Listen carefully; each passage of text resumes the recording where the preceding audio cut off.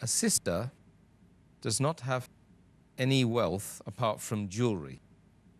Should she sell some of it in order to pay the zakat on it?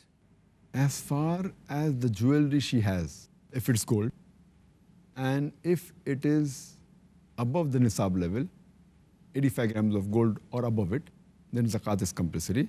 If it's silver, it should be 595 grams of silver or above it.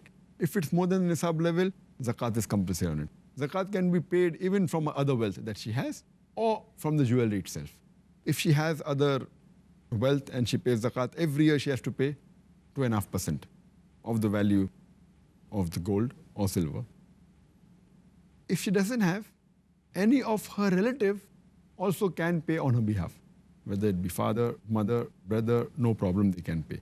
But if she doesn't have any wealth and no relatives, then she will have to sell part of her jewelry. She'll have to sell 2.5% of that jewelry and give zakat. It's compulsory, should be given every year. Okay, thank you.